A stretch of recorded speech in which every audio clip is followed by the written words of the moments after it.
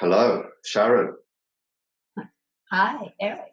And hello, those listening and watching.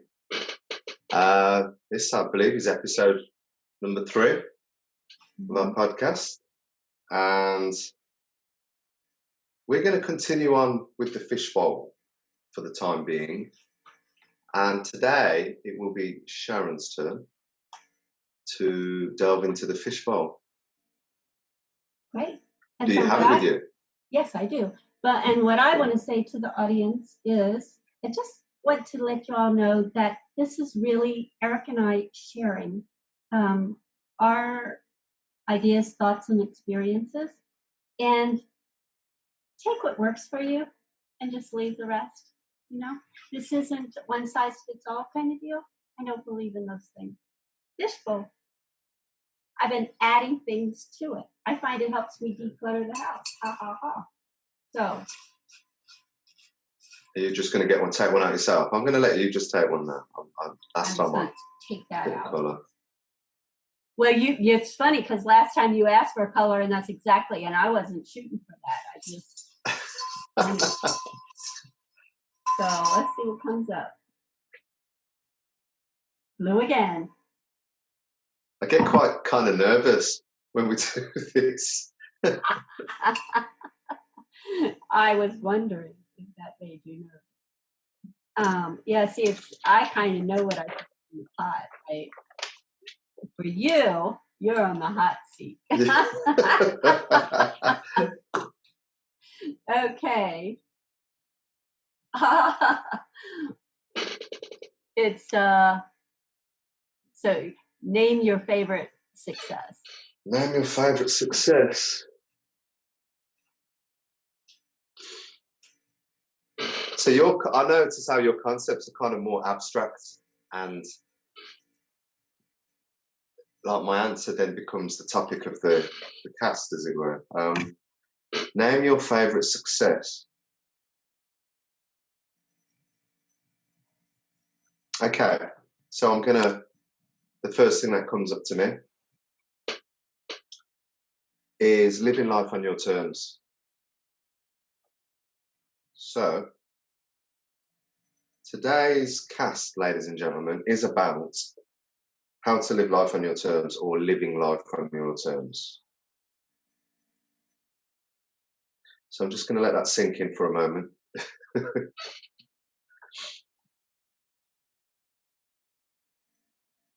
So what is living life on your terms, you may ask? This is something that I've often thought about over the years. And some of my behaviours and my patterns of what I've been doing in my life, working, not working, etc., learning, studying. And I once saw a quote, and I think it went along the lines of, when you can get up in the morning and do what you want to do, then you've won. And in a nutshell, I know we've got to open it up, but in a nutshell, for me, that's living life on your terms. When you get to wake up in the morning and do what it is that you actually want to do, without the constraints of all these other things, then I think you're living life on your terms. And unfortunately, I don't think there are that many of us that are living life on their own terms. Do you want to chime in? Yeah, I'm thinking that the podcast could be the subject matter, right? What's your favorite success? So that way I can share my favorite success too, because I didn't put these things in the fishbowl just to put you on the hot seat. I didn't put anything in there that I wouldn't answer myself, right? So, so I can add to what you're saying about living life on your terms, right? That's, I don't know. I think I was born that way. Doesn't mean I always got to live life on my terms, but when I wasn't living life on my terms, it brought the, some people would call it the stinkeriness, but it would bring a fire up out of me, like clutching.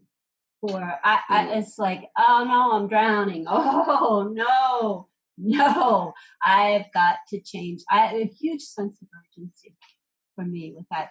I must live on my terms. There are some things that are not compromisable for me, and that's my integrity. There's some things I haven't watched that much of Star Trek, and I certainly didn't watch it when it was in the heyday of it. I caught it many years later. But one of the things that I liked about it was, it was the Klingon guy, right? I had a crush on him. And how I did. So I like testosterone. He's a little rough around the edges, though. Typical. But anyway, the thing was like, today's a good day to die, right? If so some things aren't compromisable.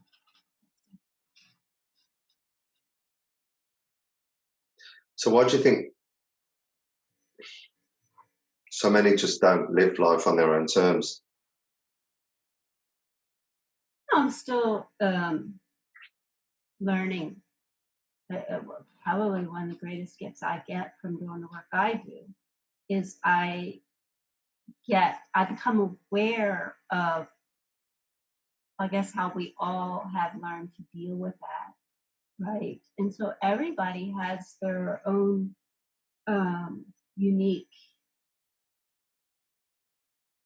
way of, it's a defensive response to a trauma that, and it would be a trauma to wake up one day maybe as an infant, and your big divine spirit is trapped in this infant body born here on this earth. Time and space is the way I describe it.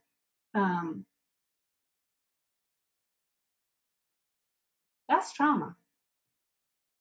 To be a divine infinite being embodied in a little infant body and totally helpless, at the mercy of. So there's where we begin to learn being at the mercy of and learned helplessness. Now we've got things in our system that have capitalized on those dynamics instead of supporting the transition into physicality and the ability to grow this vehicle we travel in and understand that the system exploits it.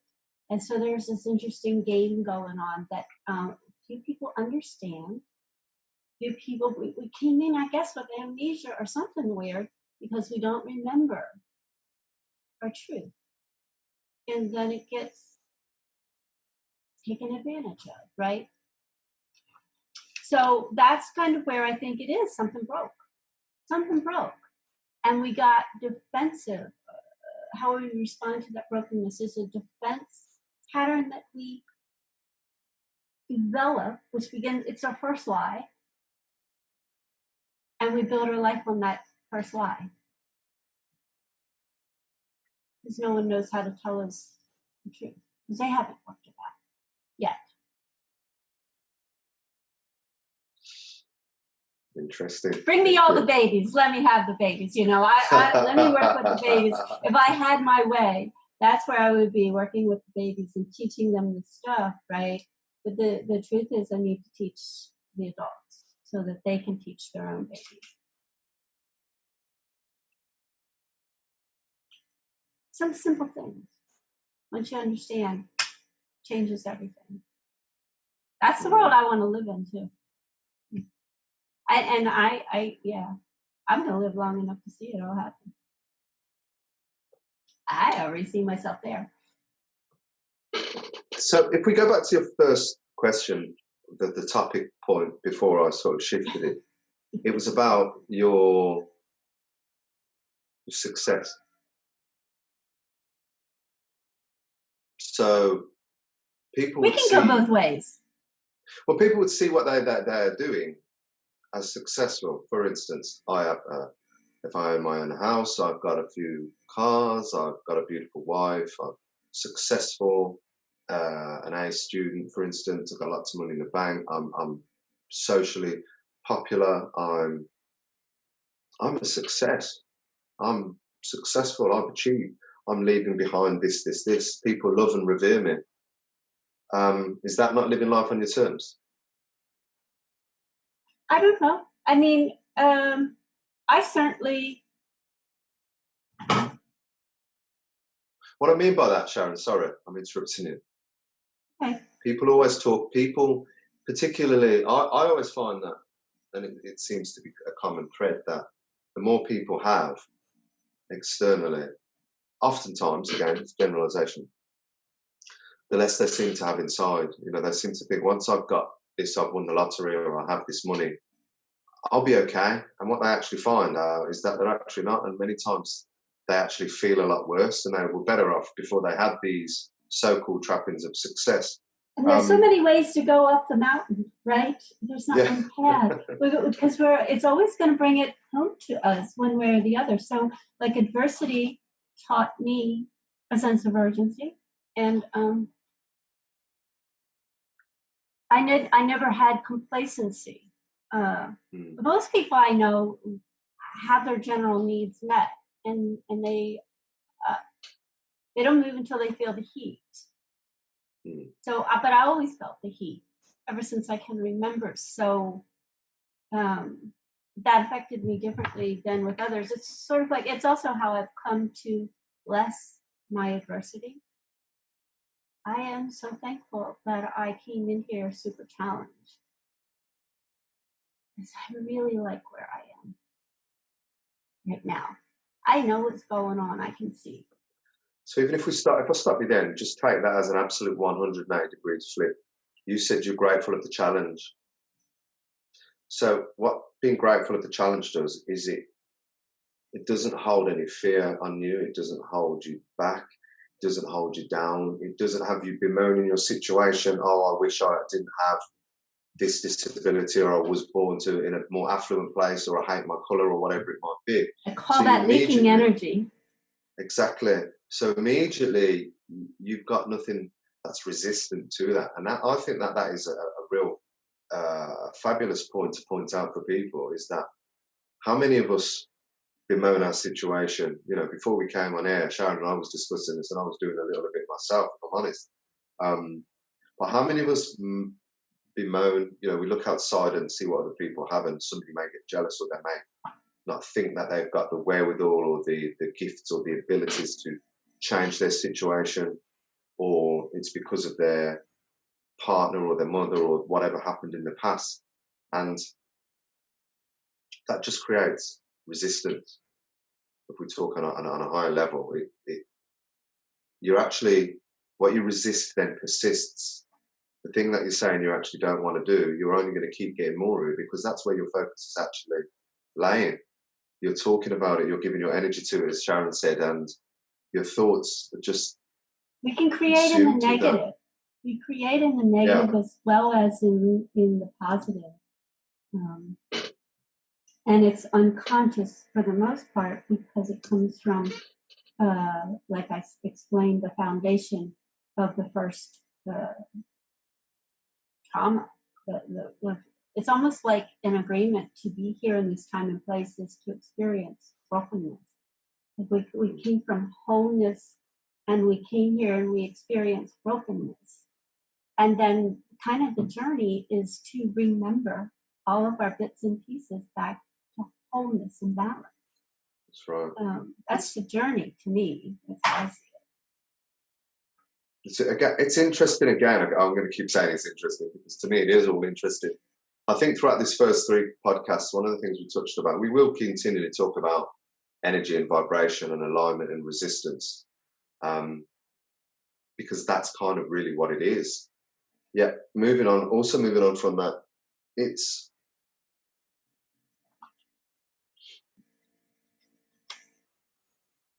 not answering the call, I believe. And that answering the call for me is something higher than what we've been conditioned to thinking we should be doing. Okay, my dad was a cop or a pilot or a politician, and you know, we follow those trends sometimes. You know, soldiers and servicemen, they follow the same, and it's almost like we just become accustomed to following that trend. But you know, a lot of those kids would have been very gifted. They may have been artists or dancers or involved in all sorts of different things that can be their own creative output into the world at this time, which even by doing that activity will give you more balance. Um, so I find that when we talk about what's the thing that is missing, it's that people aren't finding out what it is that they're meant to do, or they even more a step further from that. They don't really know who they are. They don't have any real knowledge of self, because we're going back to the point of being lied to. So again, I could flip it when we were talking about what's the great success. I think the greatest success for me is all the things and the signals and the signs that I had as a young child that I think I knew intrinsically, that was passed down to me because we have that anyway, and I'm closer to source as a child. I think as I continued to ask the questions and I uncovered certain things contradicted certain things, so I had to change my beliefs. The things I thought were true about X, Y, Z really shifted, but I always did my best to remain open. But it was almost now I've got to 44, it's almost the knowledge, the knowing in instinctively, intuitively, that a lot of what I thought was right is coming to pass, and it is my truth that is actually right. And as I say, that's testable in experience. You can test it within society, you can test it within the media and how education is, and how, whether it's big pharma or whether it's the food industry or the meat industry or whatever industry it is, none of them are there to set up to serve us. So for me, important part of the success, what I would say for other people potentially could be, is to understanding all of that and realizing that it's okay. You've been lied to, and that's okay. But rather than burying your head in the sand and choosing to look the other way, you're now open to going down the other path, which that path will then help you become more aligned. That path helps you to rid anxiety and to clean up your diet and to be more discerning about what you put into your body and the information you're taking, more discerning about the people you share your energy with and you choose to allow in your circle.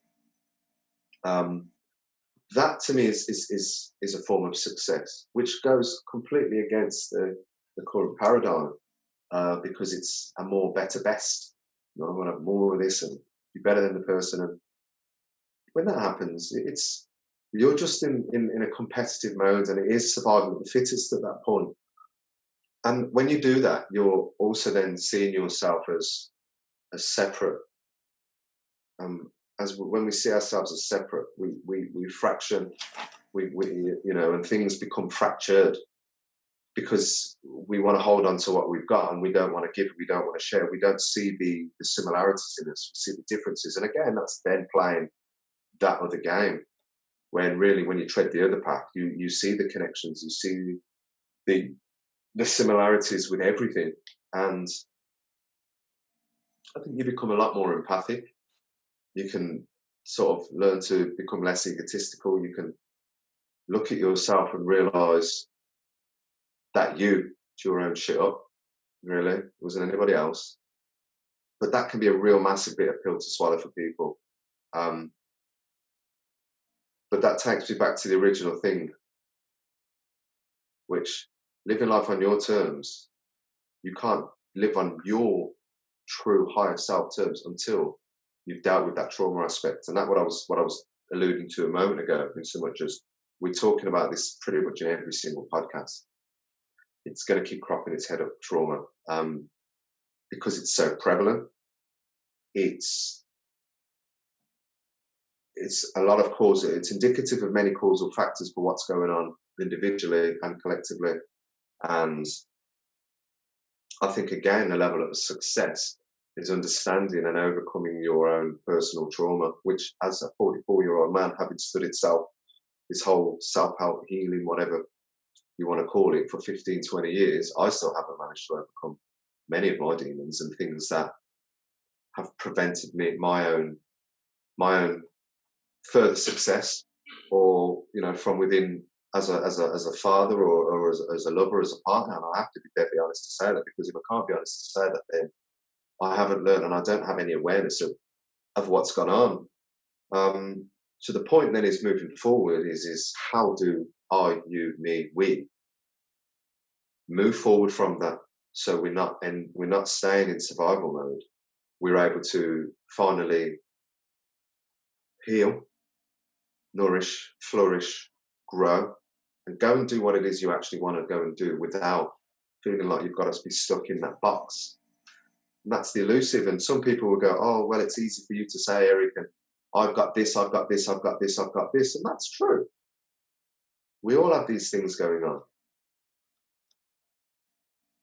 But if your attitude is, I've got this, I've got this, I've got this, I've got this, already you're coming from it from a position of powerlessness, from a position of what can I do about it, from a potential victim standpoint. The phenomenal woman called Janika Cartwright, who was stabbed multiple times when she was pregnant. And I did some healing work with her some years ago. And because of her indomitable spirit, her and her child both lived. But she, in one of our sessions some years ago, she came up with the phrase to me. She says, Eric, I'm not a victim, I'm a victor. And if I'd have chosen to be a victim, she said, I'd be on antidepressants now. I'd be bemoaning my scars now. I'd be mentally, depressed now. I probably might not have even lived, potentially. But she chose to do something else. She chose to be a victor.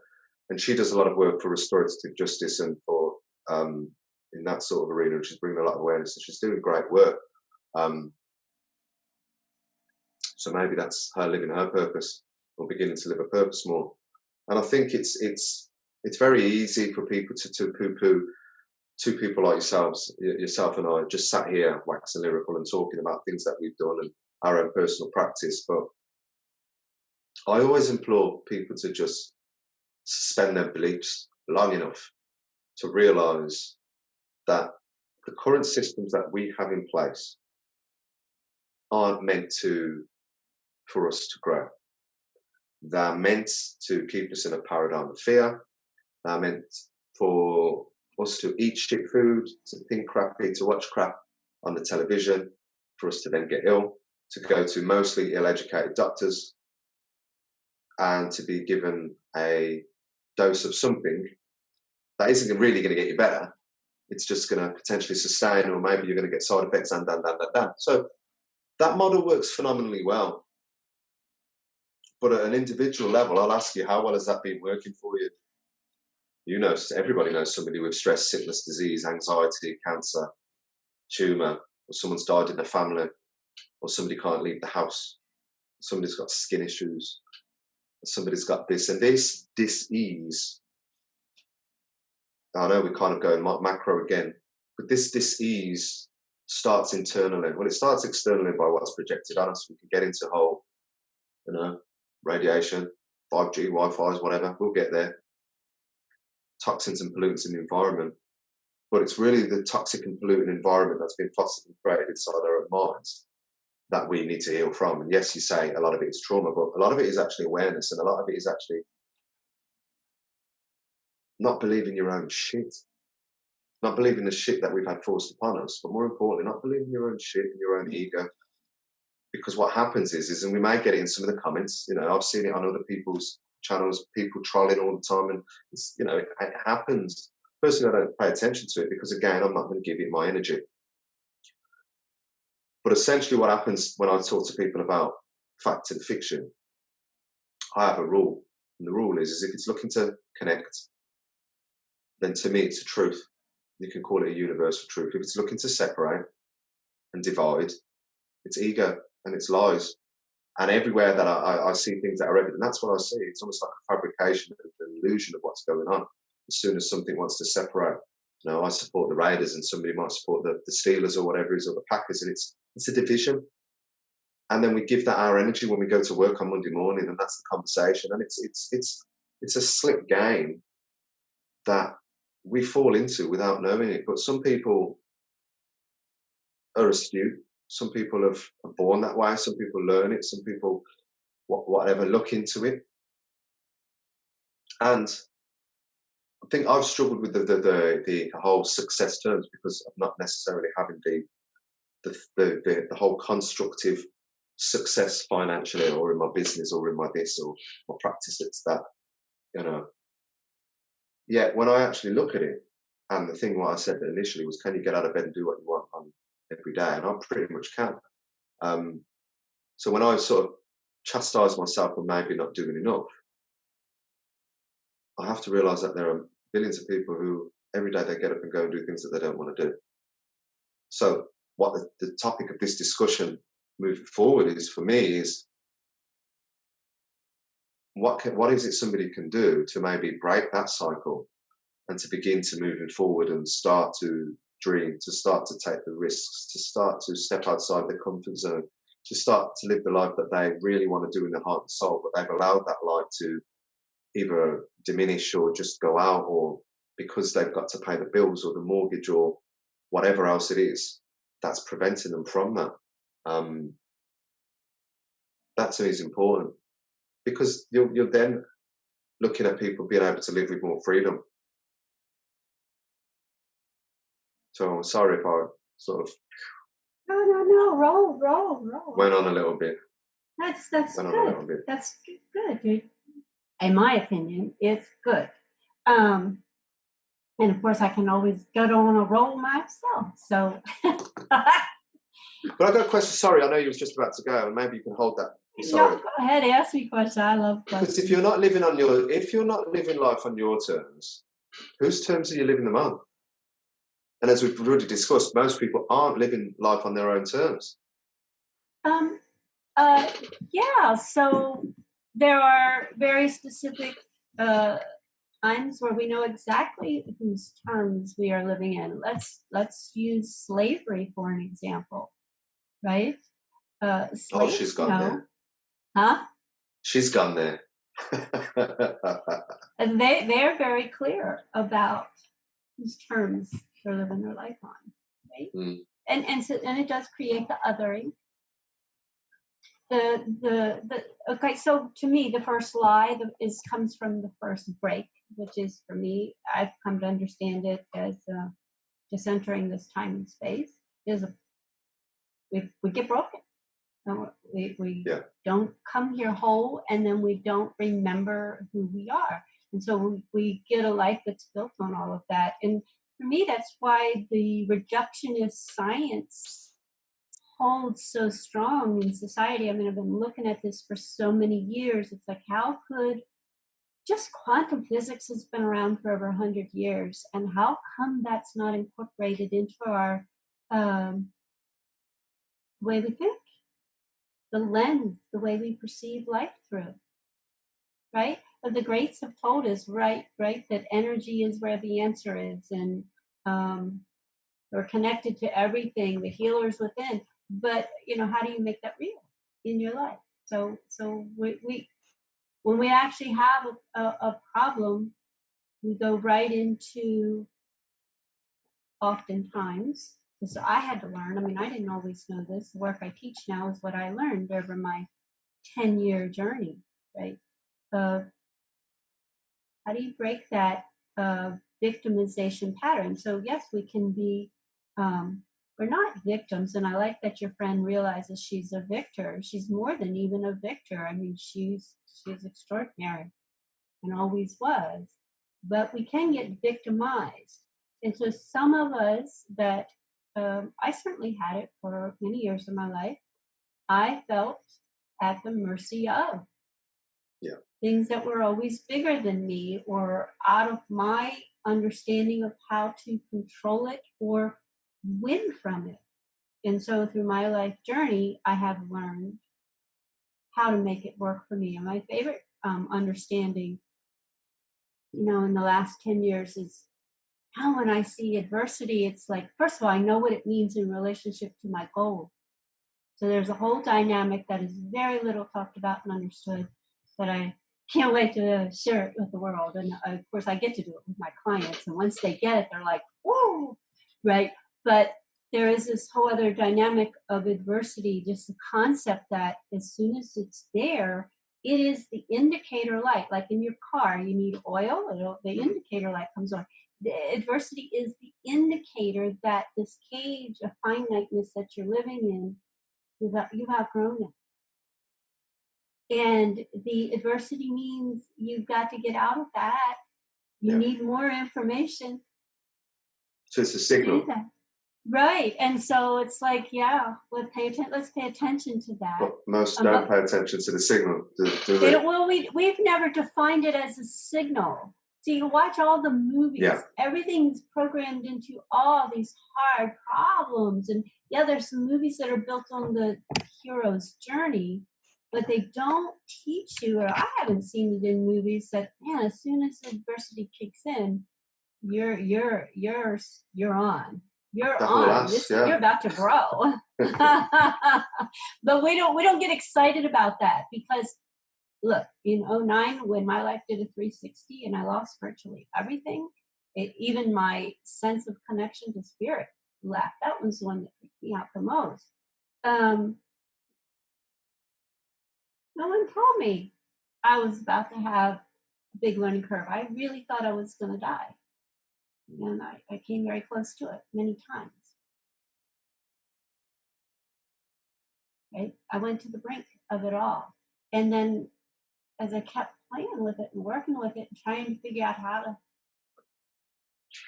survive instead of quitting, out of that came the new information that I now bring to the table. Right? It's because in the changing times we're in, the old information that always existed, that a lot of, it's served humanity very well, there's new information here now. Mm-hmm. And so what Spirit showed me was that, so you read this in all business magazines, we always talk about the fast pace of change. Well, yeah, the Spirit told me it's like it's time to quicken and go quantum. That means all the rocks on your back that you're carrying that weigh you down from the brokenness of trauma, we have to find a way to take those rocks and take them off of our back, so that it's not a heavy burden, but instead becomes the fuel that rises up. And we're awakening to our creative abilities, rather than a lot of people think, awakening to the deception is the awakening. No, it's good to know the Mack truck is cross center lane and coming at you, but that's not the awakening. The awakening is knowing what to do to not get run over by the Mack truck. Oh, what if I could take that Mack truck and convert it into, like in martial arts, right? Step aside and yield. And you take that energy and make it work. Right? That's the game. Cool. I like it, right? It's now I get excited. But that's the good news, and that's what I like to teach people, because the average person is still in the place of that adversity symbolizes all the proof that I can't win. That something is always bigger than me. Even the savior programming is you need something outside of you bigger than you to come and save you, which totally misses. It redirects you in a place. Yeah, my buzzer has just gone off. So there, I'm on. I'm aware. 9:40. We just reframe what adversity is, so we can redirect that energy back towards ourselves and make it work for us. You just said something a moment ago that I had to write down. That's going in a new song. I often, when I was working for the Prince's Trust over here, I mentioned this on the first podcast, I think. I always say, use your past as a reason for your success and not an excuse for your failure. And something you said, mentioned a moment ago was, and I've just sort of shifted it as Metamor does, use the fuel that ignites you and not burns you up. So it's about converting the same energy that you've been using from the trauma to actually ignite and light you up. So I think now we're kind of coming to an end. I'm always mindful of giving the guys something as a work in progress. So if we go back to the initial topic, it was about your greatest success and how to live life on your terms. I think really what this is for people out there now is to just almost assess the landscape and to see where you actually are, and just to take some time to actually check in with yourself. And even if you take a few moments now as you're listening to this, and if you just imagine the same habits you've been exhibiting over the last 6 months, a year, 3 years. Now, if you project yourself into the future, if you continue to do what you're doing, what's the likelihood anything's going to change, or what are you going to continue to get? Okay. But I'm assuming that you're saying you actually want something more. So if that's the case, what is the more that you actually want? Can you identify it? Do you know what it is? Is it something outside of yourself? Is it something inside of yourself? Now, as you think about that, notice what comes to mind. Does it feel good as you think about it? Or is something resistant coming in and saying, no, I can't have that. I'm never going to be able to have that. And just pay attention to what you notice inside, because if you've got something that is outside of yourself or inside of the goal, whether it's confidence or money or whatever, you've got to really make that quite big. You've got to make that attractive. You've got to make that worthwhile. Because if your thoughts about it are too wishy-washy, then you're definitely never going to achieve it. So I'd say, know what it is that you actually want. Doesn't matter how big or how small. And immerse yourself in it, get lost in it. See what you see, hear what you hear, and feel what you feel. Because as you think about that, what's going to happen is your energy and your frequency, your vibrations will raise, and you're not going to be resistant. You can just play fully inside your own mind and feel good about having this thing, because the brain doesn't know the difference between real or imaginary anyway, does it? So the first step is to convince yourself, or not even to convince yourself, just to allow yourself to feel this thing and notice what that's like. But just allowing yourself to feel is what has been, it's a defensive tactic to stop feeling when you get hurt. Absolutely. That's what the pills are doing. The SSRIs will stop you from feeling.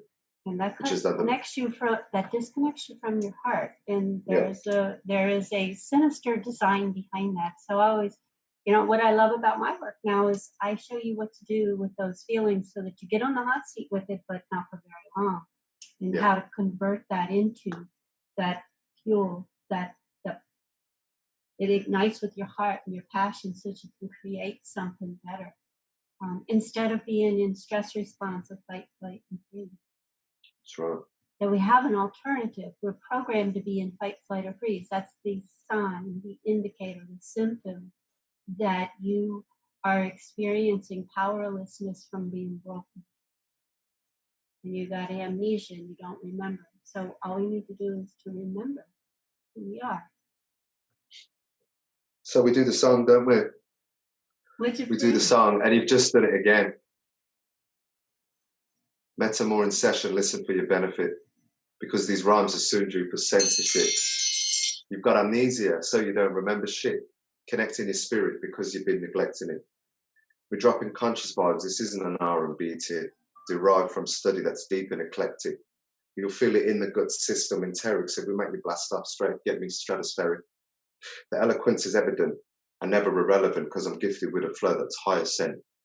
It ain't an accident, they'll build a monument to document how relevant the words I make testament. There's no equivalent, continuing to augment this fluid intent, deliberate ascent, because there's only one way out of this firmament, releasing your soul through spiritual enlightenment. Do you have that on recording? Do you have that song on recording, Eric? Absolutely. It's the title track from my second album. It's called Metamorphysics 101. Can you post it in the link below this podcast? I all the people that get to hear it. I could actually. There's a link on. I'll send the link to my other channel where I do it on my 30-day challenge from last year. So again, to end, to go back to your initial question about the success thing, one of your greatest success. I'll tell you what one of my greatest successes is learning to overcome my trauma, or overcome a substantial amount of my trauma, should I say. It's still a work in progress. To recognize it and to stop blaming, to stop projecting, and to stop repeating the same patterns and cycles. It's been hard and it's been difficult, but it's been so worthwhile, because I've unfortunately projected some of that onto my own, relationships, as I said, with whether it's with children or partners, and it's not good. And it's this is the cycle that's going on. We go from relationship, and that may break down with people because we haven't been able to look inside and heal our own trauma. So we're looking outside of ourselves for something or somebody else to help heal that, and that's never going to happen. It's just going to be transient. So I would say living life on your terms is about being able to go within, to go inside and to connect with yourself and to be honest and find out what it is that you actually want, and then to begin to embark on doing that. And in that process, make sure you don't cause harm or loss to anyone else. That's the golden rule, which again, I'm sure we'll get to. So, or at least allow yourself to wonder about how different your life would be if you just gave yourself permission to even dream about what it is you really want in life. That process alone will begin to stir up what you've already got in place to be safe. So just allowing it to percolate within you, because it'll percolate at its own right timing. I mean, that's sort of like how we activate that energy so that change can happen in a measured way. That's not like my life in a 360. But I'm not that I'm upset about the 360 that happened to me, because I was actually in training to go quicken and go quantum. And so I had to eat the whole elephant. For most people, they don't have to do all that kind of journey. I just have a sense of urgency about whatever I've got going on here. But the ideal is to go through change in a measured way so you can start tracking it and understanding that it is very specific processes that we go through. And when you understand that this is where I am on this map of change. Yeah. I'm in this phase, this phase, this phase. And so I don't know if there's actually a map of change out there, but I know I've mapped mine out. And just knowing where you are in that process is extraordinary. Otherwise, you get lost. The healing journey, if it's not tied to a goal, you can spend your whole life healing and healing and healing, and it's forever. And you can tie it to a goal so that it's measured. And then you'll only bring up exactly what you need to achieve this goal in that step. It just cool. Makes it easier. It starts making sense, and so you start getting to know you, right? In that journey, you get to know you. It's like, for me, one of the biggest aha moments for me in that experience was realizing those I don't know how.